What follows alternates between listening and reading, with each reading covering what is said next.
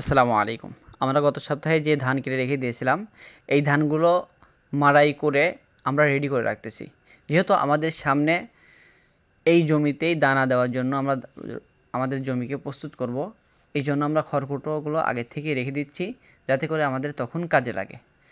যেহেতু ধানগুলো আমরা মাড়াই করতেছি, এই জন্য বাড়িতে এই ধানগুলো রেখে এসে আমরা জমি প্রস্তুত করার চেষ্টা করব। এবং পরের দিনে আমরা যে জমিতে সার বীজ বুনে জমিকে প্রস্তুত করে নিচ্ছি, যাতে করে এইখানে আমরা বীজগুলো খুব সুন্দরভাবে চারতে পারি। এই জন্য জমিকে খুব সুন্দর করে প্রস্তুত করে নিচ্ছি। আলহামদুলিল্লাহ, আমরা সকালবেলা যেহেতু জমি প্রস্তুত করেছি, এই জন্য সারাদিন আমরা খুব সুন্দরভাবে জমিকে রেডি করে দানা দেওয়ার জন্য প্রস্তুত করে ফেলেছি। এবং বিকেলবেলা আমরা খুব সুন্দরভাবে দানাগুলো চেড়ে দিয়ে এখানে যে খড়কুটো আমরা রেডি করে রেখেছি, এই খড়কুটোগুলো দিয়ে খুব সুন্দরভাবে ঢেকে দেওয়ার চেষ্টা করব।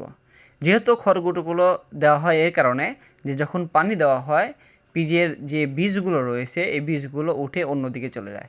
এই জন্য আমরা খুব সুন্দর করে খড়কুটোগুলো দিয়ে চাপা দিয়ে রাখি, যাতে করে ওই দানাগুলো অন্যদিকে সরে পানির সাথে ভেসে চলে না যায়।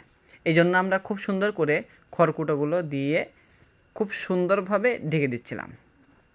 যেহেতু এখন পেঁয়াজের সিজন সামনে, এই জন্য আমরা খুব সুন্দরভাবে পেঁয়াজের দানাগুলো প্রস্তুত করে নিচ্ছি।